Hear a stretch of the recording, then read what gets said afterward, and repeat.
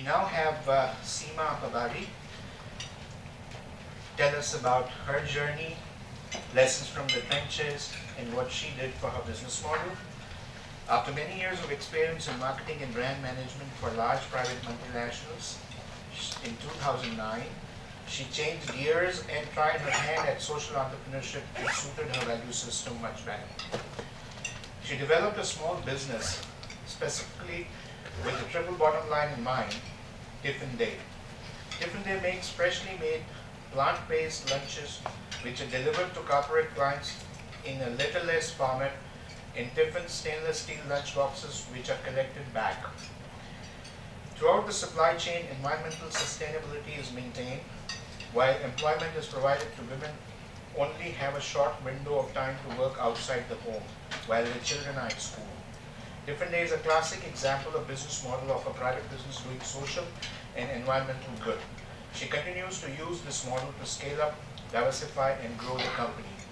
And I'm doubly grateful to Seema ji for eating her dinner fast, and she has a baby with the babysitter back home for giving us her time. Help me welcome Seema Pabari. So, can you hear me? Is this on? I think we're on. Yeah, you guys can hear me out there? Alrighty. So in 2006, I was on a business trip to the US. And in the middle of the day, I was interrupted out of my meeting with a phone call from my dad. He called to let me know that he'd been diagnosed with colon cancer. And that moment was the moment of transformation for me. That is the moment when I became who I am today, a social entrepreneur, and actually a mother and a social entrepreneur.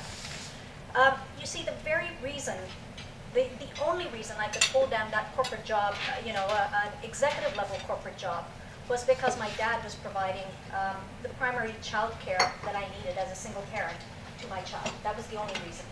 And when he called me to say he was diagnosed with colon cancer, everything stopped dead in the tracks. So many people ask me, why did you become, how did you become a social entrepreneur? That was the moment. There was a real reason there. My father passed away 18 months later. But in those 18 months, I became primary caregiver to him and, of course, mother to my child. He was 6 years old at the time. And I had to take a leave of absence, no doubt, from my work. But it truly led me to question, sorry, is it this one? Oh, just scroll, okay. But it truly led me to question a couple of things. All of us spent about 8 to 10 hours, 12 hours, whatever we do at work. And for me, I realized during those 18 months that my dad was dying, his life was too short to spend at a job you didn't enjoy. We're spending 8 to 10 hours of our day. We spend more time at work than we do with our families. It's too short to spend on something you don't enjoy doing. And the second thing I learned was I really wanted to be a mother to my child. So going forward, after Dad passed away, I didn't go back to that job, and I decided whatever I was going to do, it was going to be meaningful. And the second thing was I was going to have breakfast and dinner, damn it, with my kid. That isn't always, it seems so frivolous, but for many parents, this isn't something you can do. And for me, at the executive level position that I was at, it was really a choice. Make great money, have, somebody look after your kid, and, you can go about your life that way, or I pretty much had to give up making great money and do what I do right now. It was a conscious choice, but there was some value in that to me. And really at the end, and now today, I truly believe this, that the very act of revenue generation, whether you're a government or a corporation or an individual earning money, the whole thing is pointless unless it improves lives and communities. Okay? So, as social entrepreneurs, I think many of us come from many, many different places. At the end of the day, it's what does your value system dictate and how are you going to go about doing that. At the end of the day, we do need to make money. What's the value in it for you? Okay?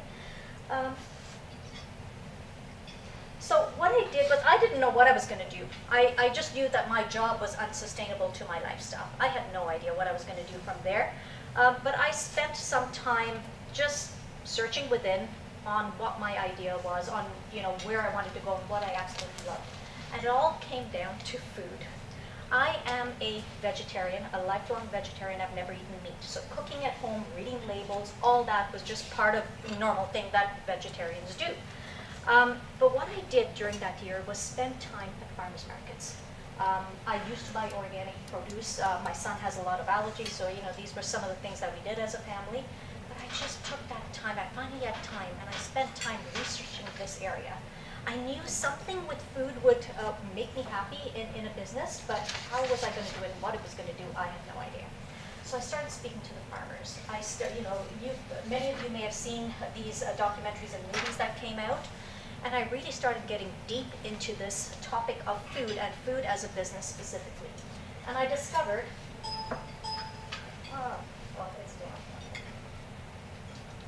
food is a highly, highly polluting commodity. I mean, if you've seen the documentaries and movies, you know what I'm talking about. I'm not going to go over a lot of facts. A couple of facts that really struck out at me and hit me in the gut was, number one, 18% of greenhouse gas emissions in the world are caused by the food industry. Higher than any other industry, it's food. The second thing, and this was a study done by a group called the Environmental Working Group in the US. They did a study in the US that proved, they looked at the carbon and water footprint of the food that we eat, and they said if every American, and that's 350 million people, if they just ate one plant-based meal a week, which means once a week eliminate meat and dairy, anything that comes from animal farming, if you eliminated that, it would be the equivalent of taking 7.6 million automobiles off the road. To me, that was real. It just hit me right here, and I'm like, this is something I can get behind. I know about vegetarian food. The difference between vegetarian and vegan, by the way, for those of you who don't know it, because I am going to use the word vegan a lot, vegan food means nothing comes from an animal. So no milk, no eggs, no butter, no honey. Honey comes from bees. Vegan meal is purely, completely plant-based. It has the lowest carbon footprint and the lowest water footprint.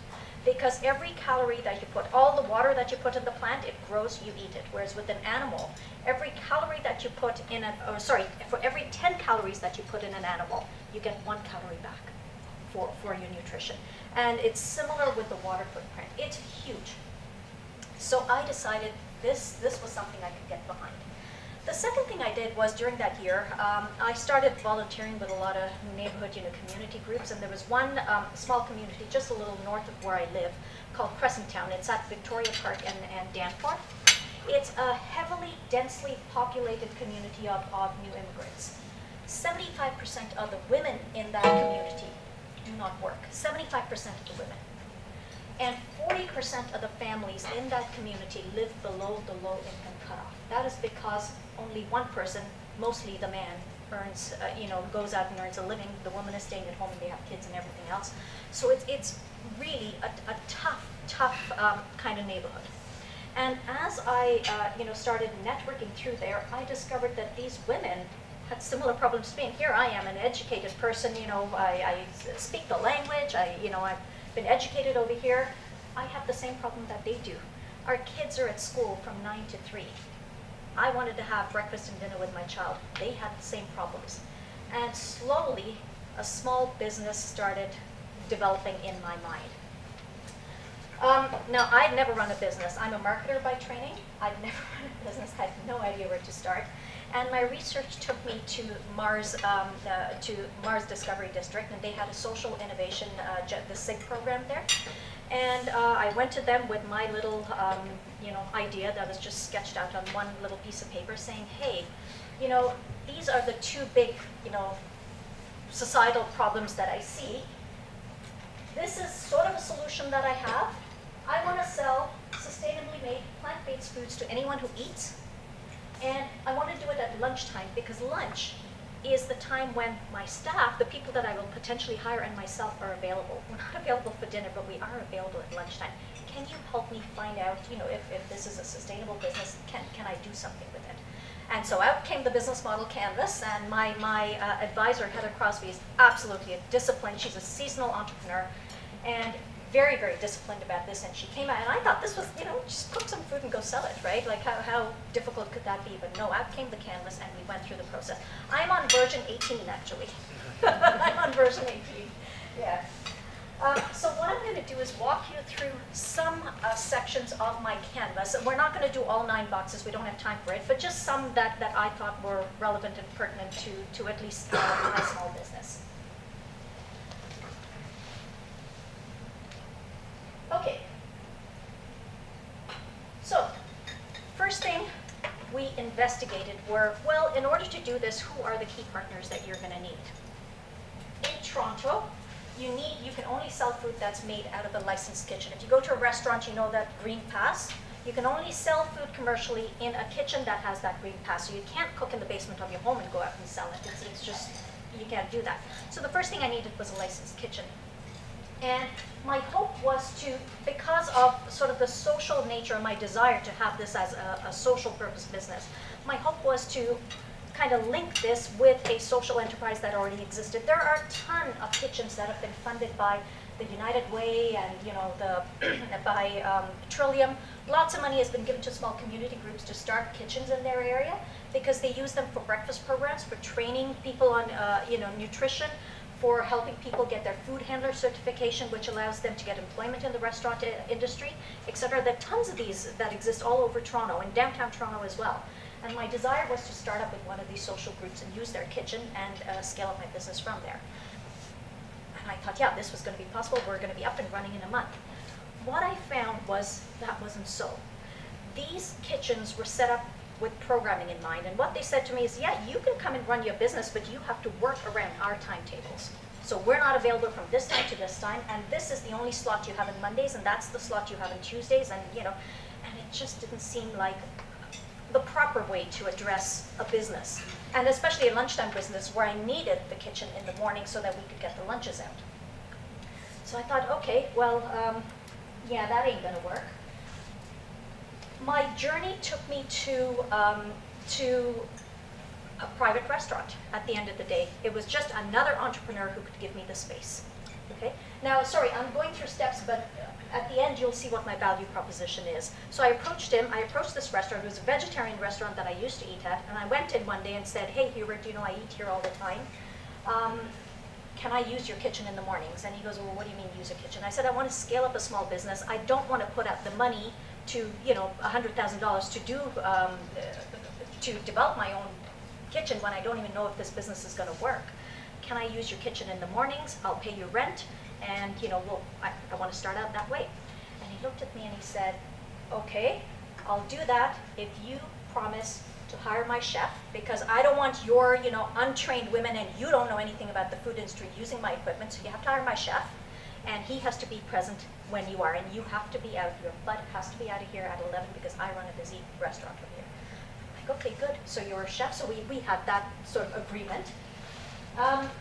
The second thing that I needed was sustainable local food suppliers. And because I had been networking through the farmers markets, I already had that supply chain there. I knew the farmers, I was a customer, and I asked them, could you supply food during the growing season for my business? And so we had that.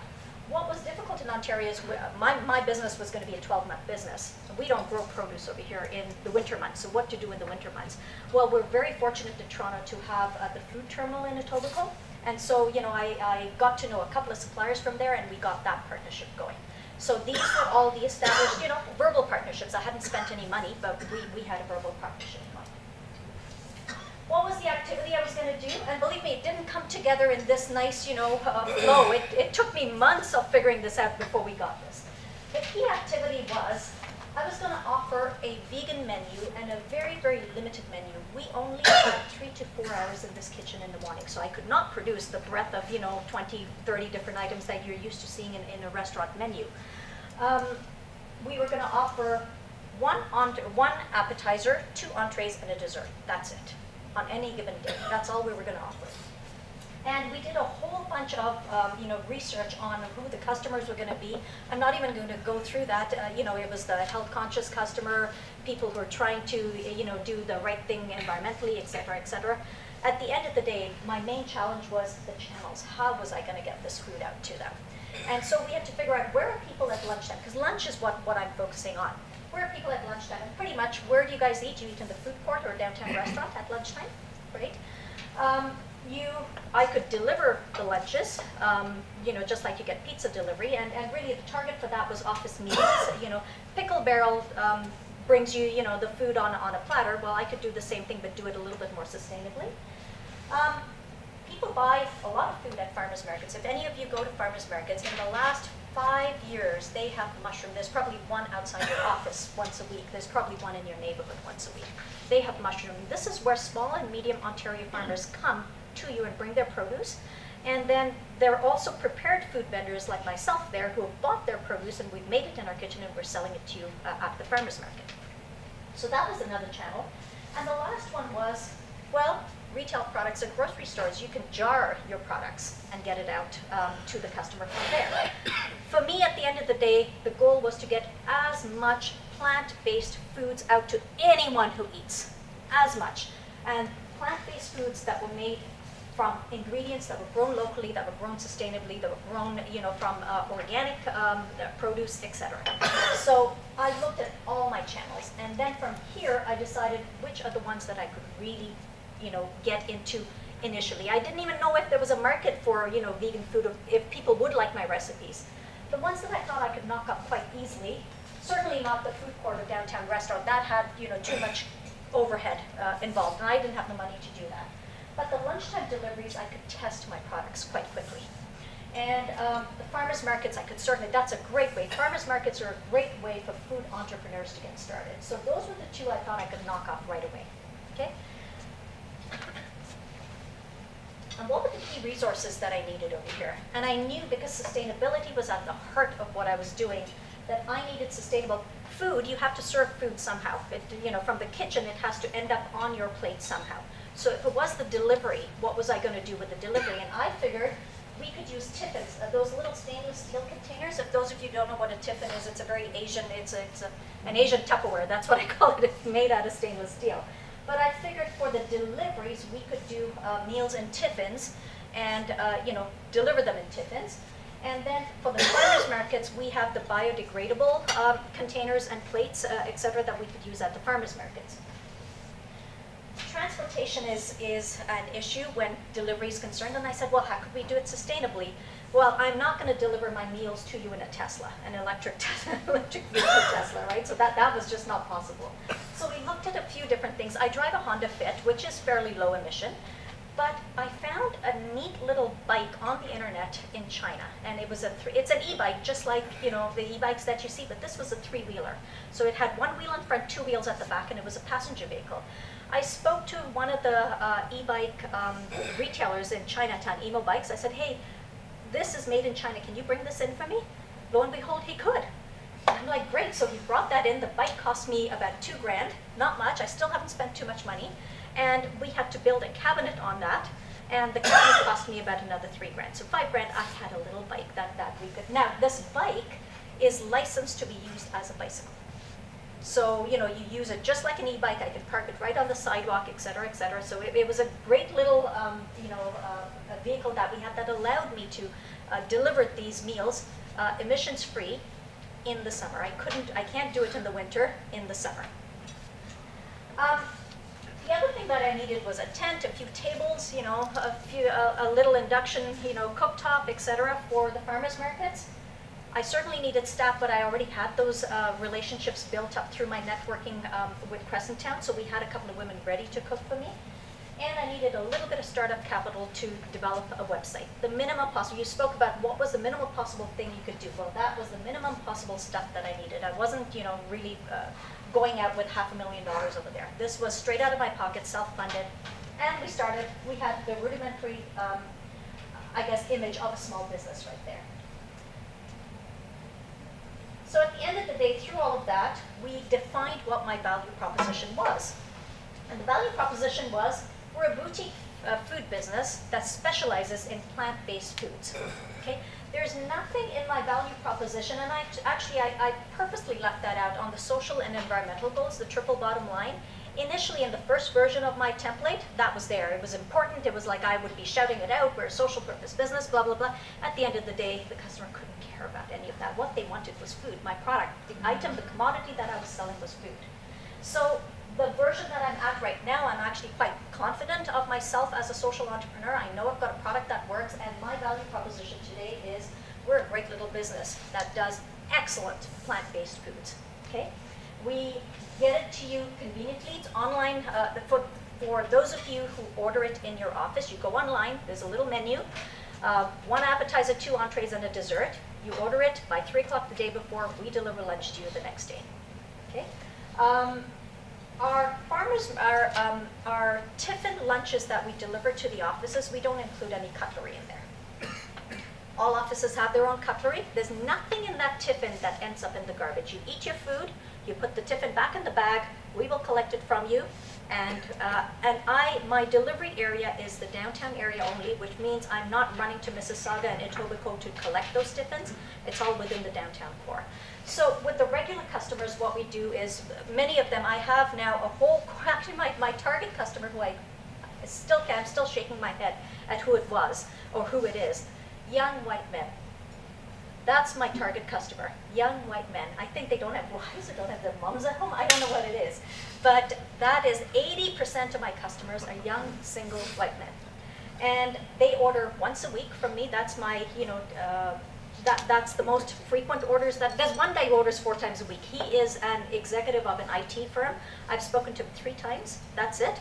First time he said, I'm a Buddhist, I'm a vegan, I have all these allergies, can you accommodate me? I need gluten-free, and I'm like, yes, I can accommodate you. The second time, he called me up and said, yeah, your food was great, here's my credit card number, just bring me something from Monday to Friday, he said. And then the third time he called me up and said, well, Friday, I'm gonna go out with my team, so Monday to Thursday. Those are the only 3 conversations I've had with this man, and I've been delivering to him for 3 years now. But once a week is my target audience, is what they order, or what my regular order is. It's South Asian food, that's all I know. I know Indian food.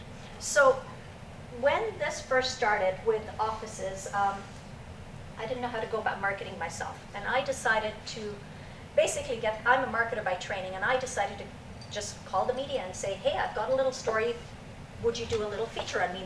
I listen to the CBC all the time, I listen to Metro Morning all the time, and the first group I called was Metro Morning, and I said, I've started a little business, and would you guys be interested in profiling me? I got a call back within 2 weeks. They had me on the radio within 2 weeks. If you don't try, you won't get it. Believe me, I didn't know that the media would be interested in my story, but they did. I was on Metro Morning, and from there, CBC did a feature on TV. They did something. Global TV came by, City TV came by. In my first year, I was killing myself. We couldn't even get around to the farmers markets. All we could do was the tiffin deliveries, and I was killing myself because we had more orders than we could actually get out. So our model was, in the kitchen, the chef trained my recipes, the chef trained my women. They're in there at about 8 o'clock in the morning, 2 women. They only want to work part-time, and they are done by 2 o'clock in the afternoon.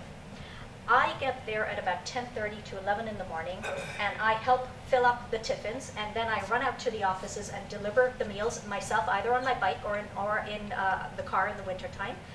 When I'm gone, we can't use the equipment after 11 o'clock. The restaurant opens up. And so my women, we have a table on the other side, and my staff do the chopping and the cutting and what we have to get ready for the next day. And by 2 o'clock, they're gone home. I come back from the deliveries at about 11:30 to, at about 1:30 to 2 o'clock. I've delivered the tiffins. I've picked up the tiffins from the previous day's deliveries. I go back to the kitchen. We have one person who's there who cleans up the tiffins and does the dishwashing and gets the tiffins ready for the next day. 3 o'clock, I know what I'm going to what my orders are for the next day. So that's our tight little model. It's very, very small. It allows me to have breakfast with my son and dinner with my son. In fact, I am home at 3 o'clock for my son when he comes home. And this is, for me, I made half the money that I did when I worked as a corporate executive, half the money, but being home with my son and helping him with his homework and taking him to his extracurricular activities, for me, that's currency. So I am quite pumped about this business, and I know it's working for me, and I know it's working for my staff.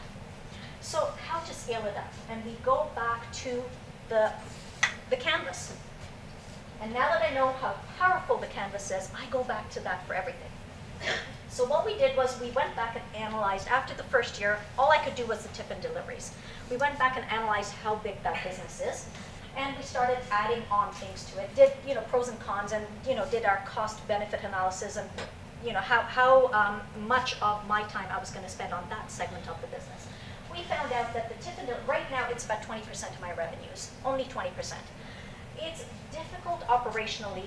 Our selling opportunity is just 1 hour lunch. People want lunch between 11:30 and 12:30. You can't deliver lunch at 3 in the afternoon, right? So our selling opportunity is just about 1 hour. It's our lowest margin service because we've got deliveries, and you have to pay somebody to do it. If it wasn't me, we have to pay somebody to deliver it, and you've got transportation on top of that, on top of the food costs. So it's our lowest margin, but it gives me the best marketing hook. People know of me, and the media love me, and magazines write up on this because of the Tiffins. So it's not something we're going to give up yet. Okay. The farmers markets, we layered that on in the second year, because the first year we simply couldn't do it. And I did one market just to figure out, there's a real art and a dance to farmers markets. You have to be very efficient going in. You put up your tent, you have to set it up. There's a way of selling. There's a very specific type of customer that comes there. And I needed to figure all this out. So, the first year we did one. The second year we had it under control, so we did 3. This year, this is my 4th year, and I layered on 4, and it broke my back, honestly. It was horrible. We just, remember, I only have 4-hour access in the kitchen. And layering on 4 farmers markets, it was just, we were making ourselves miserable, and it wasn't that happy little company that I got to know. So I decided, okay, let's go back to 3. That's what we did well, and that's what we're doing. We're doing 3 farmers markets. It is easy to execute. Farmers markets are quite, we're not paying for brick and mortar, we're not paying for high rent or anything like that. Fixed costs are very, very low. So it gives us that high margin that allowed me to balance out my overall revenue. But the problem with farmers markets is it's seasonal only, May to October. I was just telling Lalitja here, I was telling Anthony, he says, so how's the business going? And I said, I am at total burnout right now. I have worked every single day from May, and I will continue to work every single day till the end of October. That's the farmers market season. Monday to Friday, we have our tiffin deliveries. We do markets Saturday, Sunday, and Wednesdays.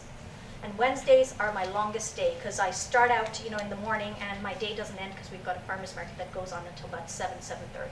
And then by the time you get back to the kitchen and clean up and all that, by the time I get home, it's 9. So it's a very, very long day. But I'm almost at burnout. However, it's a great source of revenue. I love doing it. It's a great way for me to test my products and the recipes and the items that will allow me now to take my business elsewhere. I've got tried, tested products. I know what's working out there, and we're ready to go to the next stage. But what came as a surprise and something that I hadn't planned on was catering. I had no idea that, I didn't even know how to go about getting customers there, but the people at the farmers market and the people who I deliver lunches to, when they have events, when they have birthday parties, weddings, they call me up and say, can you cater? Now remember, I go back to, I only have 4 hours in my kitchen. I don't have my own location. So the only thing we can cater are appetizers, which we make in bulk. There's one item called, if any of you have eaten our food at the farmers markets, you would know of our timpa wheels. They're made from Swiss chard and chickpea flour. And it's a very traditional Gujarati dish. Indians would know it as patra. I grew up in Kenya, and the leaf that it was made from is called the timpa leaf, so I grew up calling them timpa wheels.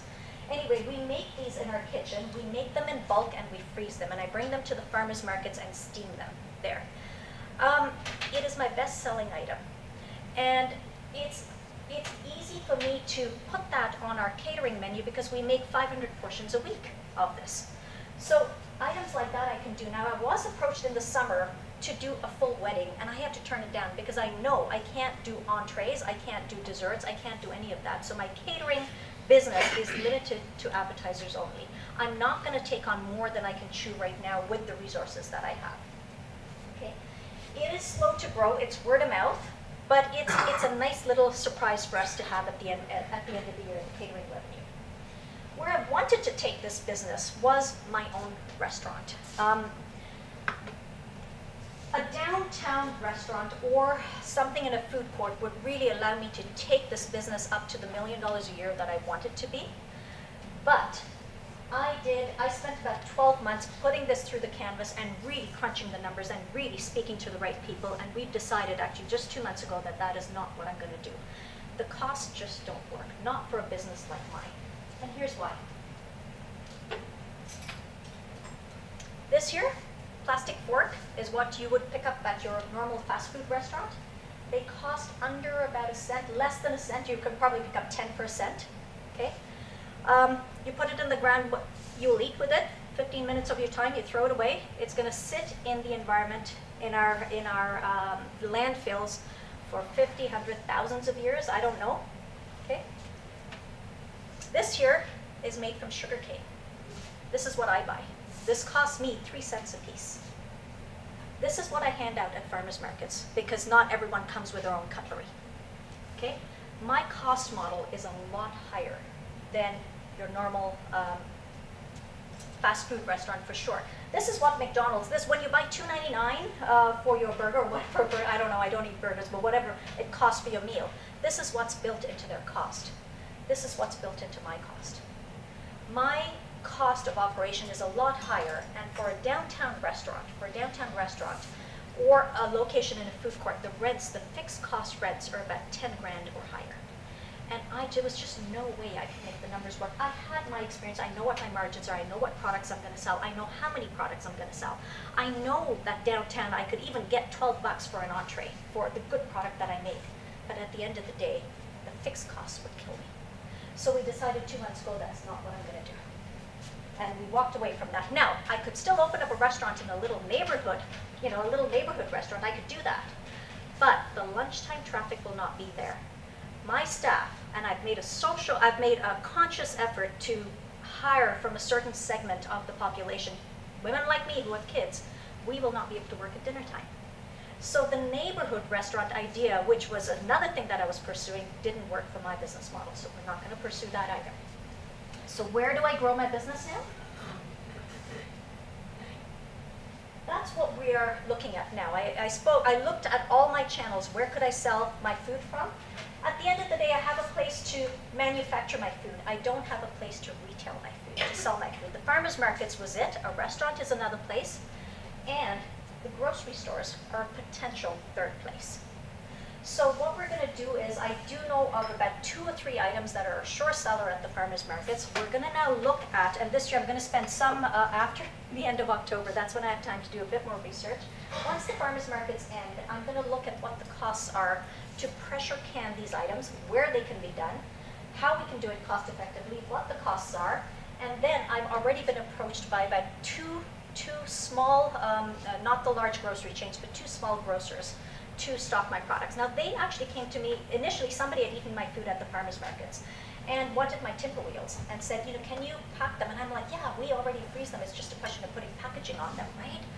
And we sat and we looked at this, and as I dug deeper into it, I realized we couldn't do it. We couldn't do it. Because the timber wheels are handmade products. They're handmade. They're not something you throw in a pot and just stir. They're really, intricate. It takes time to make them. We've actually scaled up our recipes that we're quite efficient with it, and we make 500 a week, 500 portions a week. With this one customer, they wanted 5,000 portions a month. And I'm like, holy crap, can we do that? Well, I couldn't do it cost effectively because it's manual labor. At the minimum, my staff start out at 11 bucks an hour. And now that they've been with me for about 3 or 4 years, they're at a much higher cost. And this is labor. All the cost in making this product is labor. And I found it was going to be an expensive product. We couldn't possibly sell it at the $4.99 a package that the retailer wanted it retailed at. We simply couldn't do it. And the second thing was, I'm committed in the summer to buying my stuff from Ontario farmers. Now, if I had to make 5,000 portions a month, and I'm not going to stop making this in the winter months, with those volumes, I'm going to have to go and get that product from the Swiss chard that we make it with from the food terminal. I no longer run a sustainable business. I no longer run a business with a triple bottom line. And I questioned that all the time. And so we told this grocery chain that I couldn't do it with the timber wheels.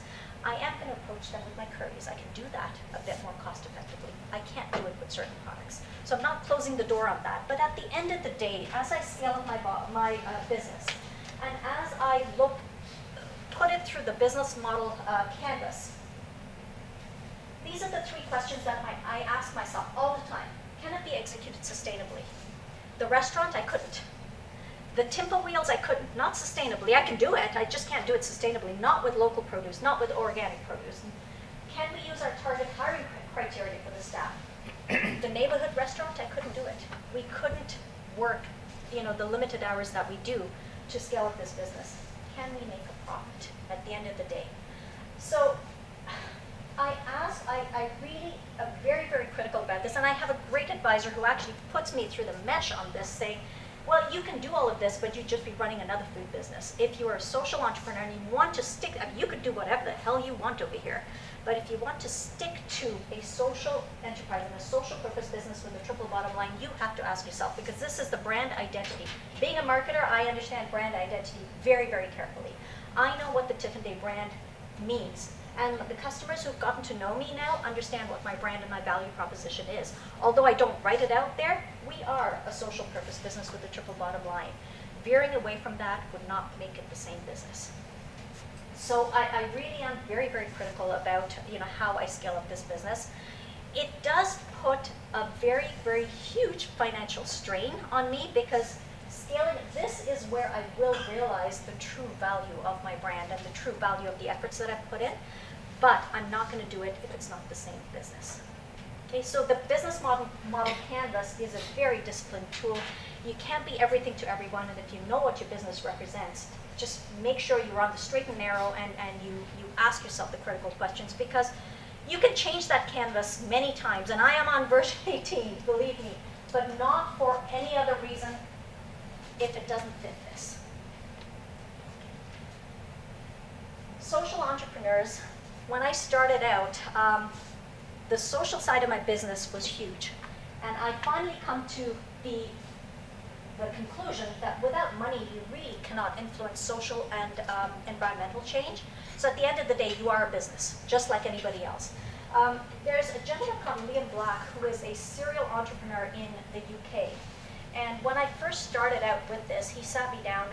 He was a guest speaker at a Mars event that I was at, and he sat me down. He was the one who took Jamie Oliver. Liam Black was the one who took Jamie Oliver's restaurant 7 International in Europe. So he knew a bit about food. And he sat me down and he said, Seema, the social side of your business, it's wonderful. This is great. Concentrate on the profitability side of it. Make sure you've got a good, viable, profitable model, and then layer in the social elements in there. Very, very important, because as a social entrepreneur, when I first started out, I thought, okay, all my staff are going to be paid 20 bucks an hour because that's a living wage. You know what? You just can't make the numbers work that way. You really got to think this through, because at the end of the day, you guys are not going to be paying 50 bucks for my entree. So I really have to be critical and pull myself back and say, let's start out with a profitable model. What products can I scale up? My costs are going to be high because I am buying organic ingredients. How are we going to do this? And then layer in the social elements as we could. At the end of the day, we all have stakeholders that in our business. And for me, I take a critical look about who I'm doing this for. And the first one is, it's my child. Really, when I thought about for this presentation, I was looking at it and I said, why am I doing this? Who are my stakeholders? The first one was my child. When I was his age, the world was a totally different place. I grew up in Kenya. In our backyard, we had a lot of fruit trees. And for dessert, my mom would just send us out and we would climb up the tree and pick up a guava and bite into it. If it was sour, we would drop it. Dad would yell, saying, pick me a ripe one, and make sure your finger doesn't go right through it because I don't want it that mushy. So we would pick it and come down and give Dad his dessert. We grow tomatoes in our backyard. I wouldn't let my son today eat the tomato without me washing it.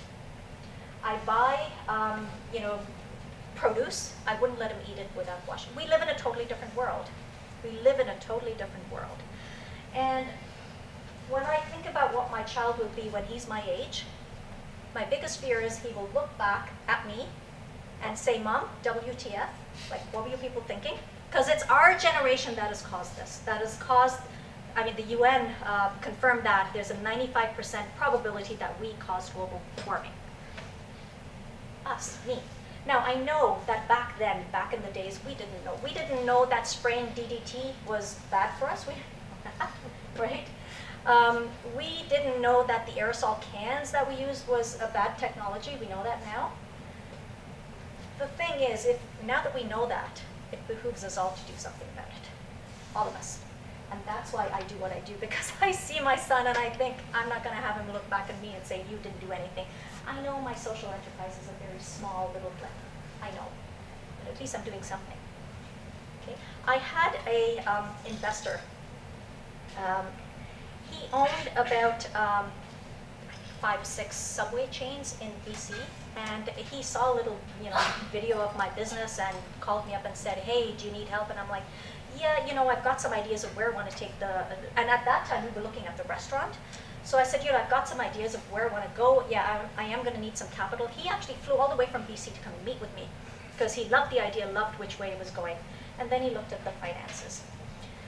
And now, he owned 5 subway franchises, and here's my pokey little business, right? The finances were just drastically different from what he was expecting, I guess. But anyway, we went through the whole thing, and he said, yeah, I know how we can do this better. I know about, we can get the produce much cheaper from here. And I'm like, but at the end of the day, it isn't Ontario-grown produce. What you're saying is, yes, we can get the Swiss chard a lot cheaper from India, ship it in from India, whatever.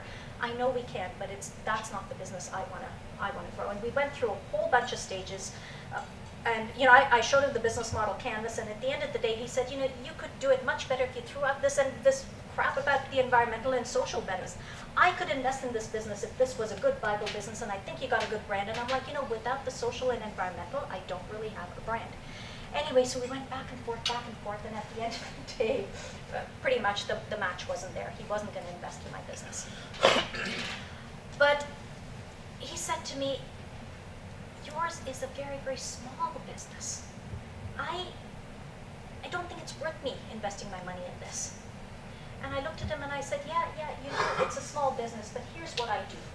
Today, I delivered 50 lunches that were made from plant-based, from produce that was grown in Ontario. It's plant-based food that had an impact in the environment, because I know the people who ate my food didn't eat a non-vegetarian meal. So there is a carbon footprint impact right there. I delivered it on my e-bike, and I know I didn't cause any pollution in downtown Toronto. I didn't add to the congestion in downtown Toronto. I have 2 women in my kitchen who can buy groceries for their kids today. That's what I did today. What did you do? He flew from BC in his plane to meet with me. Like, what did he do? It was really, I was so incensed when he said, yours is a small business. I guess what I'm trying to say is, it's small, but I'm doing something here. The second stakeholder group that I worry about are my employees. And because I can relate to their situation, can we truly remain financially viable by working the hours that we do? The hours that I don't work at my corporate job, or the hours that I don't spend working like I used to, is hours that I'm investing in my child. And last year, my son graduated from grade 6. He was, I'm going to tear up because this is very emotional. He was class valedictorian. He stood in front of his group. My son is a very, very shy little boy. And after his grandfather died, he had speech problems, and there were issues after my dad died because he was so close. He stood in front of, he was MC of the ceremony. He actually went through the whole thing and stood in front of a room of 100 people, and there was nobody prouder in that room than me. I was so proud because I knew the challenges that he had gone through. And I'd like to believe that the hours that I didn't spend at my corporate job and the sacrifices that I made to be there for his extracurricular activities, to be there for the Apple Drive at Scouts, helped towards making him who he is. Because at the end of the day, when I speak to the staff that work for me, all we want is to raise good corporate citizens in our communities. And for me, that is the currency. So can we remain financially viable doing what we're doing as mothers?